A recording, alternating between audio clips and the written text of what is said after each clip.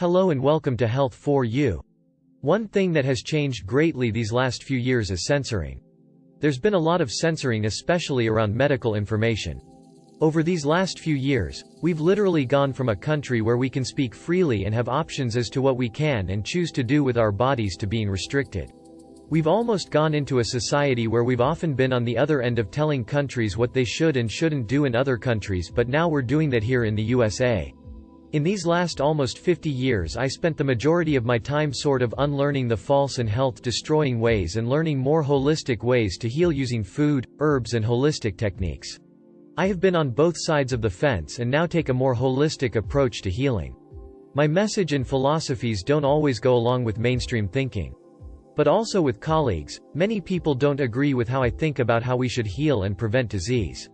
I understand why they disagree with how I think and what I believe because we're not taught this in school. We're not taught proper nutrition. When I say proper nutrition, I mean nutrition that's aligned with our nature and nature in and of itself. We're not taught things about herbs in school. We're not taught about holistic modalities like acupuncture. We're not taught about things like Reiki healing and Reiki energy. We're not taught about those things, so when you hear them being talked about and used in practice, it may sound strange. When healthcare professionals often hear this, they think it's a bunch of esoteric woohoo. So I understand why they don't necessarily agree with me. It makes sense. They don't have that education. So it also makes sense when you have conversations with people who have illnesses like cancer and they ask their oncologist or their doctor if should I eat anything different now that they have this diagnosis. And they tell them no, there's nothing you can do about your diet. You can eat whatever you want. So I also understand why they think the way they do too. So with that being said, the one thing that I want people to sort of know and understand is that this is not a new thing, censoring. There's been a war on natural medicine for the last 120 years. What I mean by that is the way we think about modern medicine with the FDA and drugs. That is really only about 110 years old and most people don't know that. So when we're having the discussion around what is treatment, what is healing, quite often that's the only option that is discussed. That's because this war on natural healing has existed for so long. What I want to talk about today is what that war looks like and how it began. I want you to compare it to what we've been going through these last 2 years in this pandemic, and it'll help you see how in these last 2 years that war effort has grown tremendously in the war against natural medicine. So to give you a little bit of background on how modern medicine came to be, I'll first have to start with how medicine was always viewed.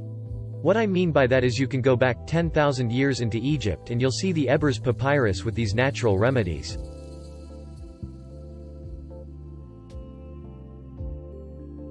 Explaining how to use herbs and natural methods to heal people over 10,000 years ago, and then several hundred years later you'll hear about Hippocrates telling people that you are what you eat and to use food as medicine.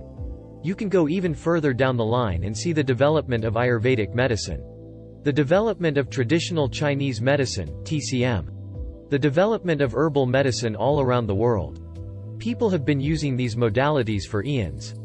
So when you really look at it, traditional medicine that we call modern medicine today, it isn't traditional at all. Because again, it's only 110 years old. Natural medicine is actually traditional medicine because there are over 10,000 years of observational data that you can look at of us as humans using specific herbs to heal.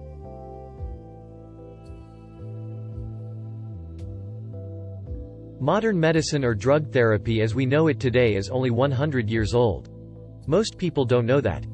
Prior to the development of modern medicine as we know it today and the formation of the FDA etc., pharmacists were looked at as healers and people would quite often go into a pharmacy to receive herbal medications. Pharmacists have always been sort of a resource for healing. For the most part, most medical doctors and pharmacists use many of the same modalities. If you go back to the 1800s and the 1700s, what you'll notice is that we were using medicine in the form of herbalism in very unique ways. What I mean by that is if you could go back in time and see the old apothecary or old pharmacy and see some of the antique ways that they would use modern medicine, you would be astounded. One of the ways that they would use it is by making soda and putting the medicine in the soda. Look at what the original drinks like ginger ale started as. Although it's just a drink that we buy in a store today. Back then it was something that you would go into a pharmacy and get from a pharmacist who had taken ginger and a few other things and put them in a concoction. They would call it soda because they added a little bit of sugar to it because all herbal medicine is bitter. So they would add a little bit of sugar to carbonated water and add the herbs to it, telling you to drink it. You get the healing from it. So that's how a lot of these herbal remedies began in the 1700s and 1800s. So this is the history of ginger ale. We also know root beer as just a soda drink, but root beer used to be a combination of herbs like sassafras and sarsaparilla, all of these herbs mixed in together. Dr. Pepper used to be one of those. Even Coca-Cola, which was prescribed for anti-anxiety and included cocaine.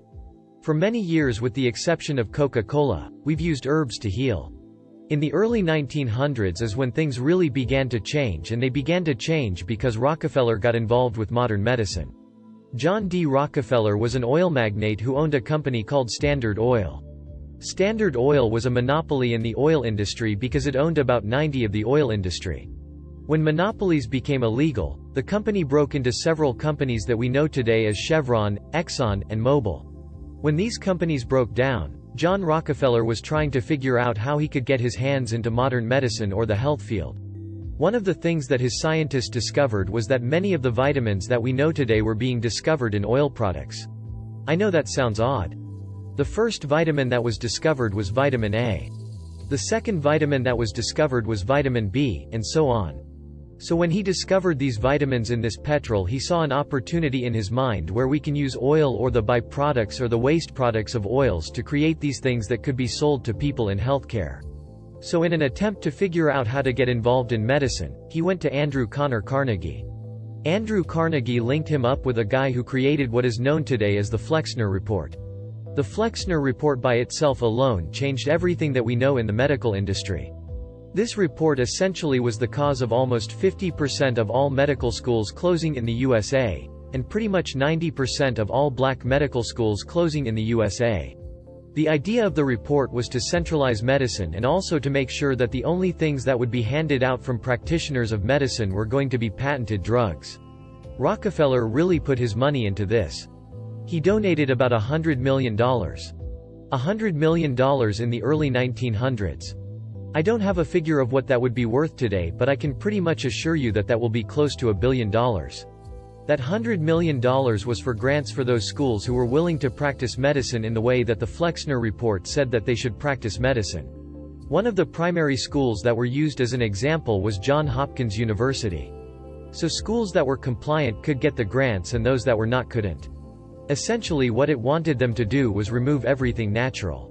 No using herbs, no using Reiki healing, no using chiropractic, no using acupuncture, no use of anything holistic.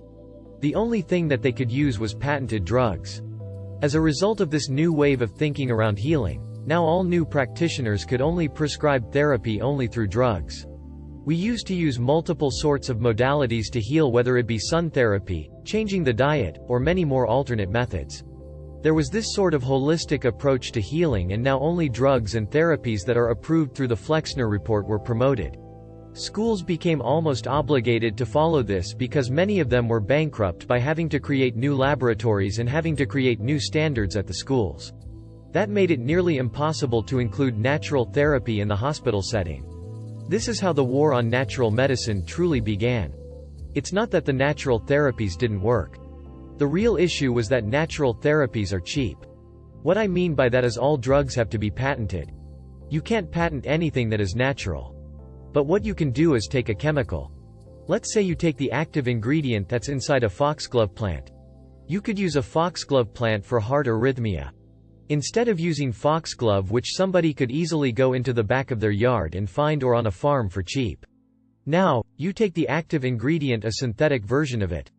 That synthetic version, because it's not real, because it's not natural, can actually be patented. Then you can call it a drug and sell it for whatever you want. It's your patent. That's essentially where the war on natural healing began. Because of this issue, or the difference between something that is natural that you can go find in nature that's cheap versus something that is synthetic, a knockoff version of plants. Most drugs are made from plants, they just are the synthetic derivative of those plants. I'm having this conversation to help you understand why there's been so much censorship around medical information. Today in certain areas it has become popular and trendy to use food and herbs as medicine. Whereas in the past, if you mentioned using food as medicine, people will laugh you out of the room. But now we actually have real-life examples of people changing their diets and literally reversing conditions in their bodies. So because it's become so popular now, this war on natural medicine has grown and become inflamed. What's important for you to know and understand is that real recognize real. The nature that we eat and consume, that we use as medicine, in the form of herbs, in the form of food. When it comes into contact with our bodies recognize it. Not only does it recognize, it's capable of absorbing it. It is capable of utilizing it. That is the major key. When the body recognizes something and it's made for the body. It's made to heal the body and it does heal the body. Then that becomes a direct competition for something that not only isn't made to heal, because drugs aren't made to heal. They're made to treat, and there's a huge difference between treatment and actually curing and healing. Why is it so difficult for me to get this kind of information from my healthcare practitioner, you may ask? In many cases, it's not their fault. They don't teach this kind of information in medical school. And they don't teach this kind of information because of everything I explained before. I used food, herbs, and fasting as medicine to heal myself of everything that has tried to come up against me, from high blood pressure, angina, pancreatitis, obesity, and more. As of now, I cannot remember the last time I had a cold. A plant-based diet healed me. You can't get one medication that can do two of those things, let alone all of those things at once without any side effects. I truly believe that food as medicine is the foundation not only for maintaining your health and keeping your health, but also for the reversal of certain conditions in the body.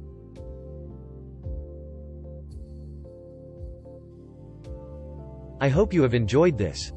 If you have enjoyed the information, make sure you like and subscribe. Check out the other videos on the page. Give me some comments below. That's all for now. Stay healthy.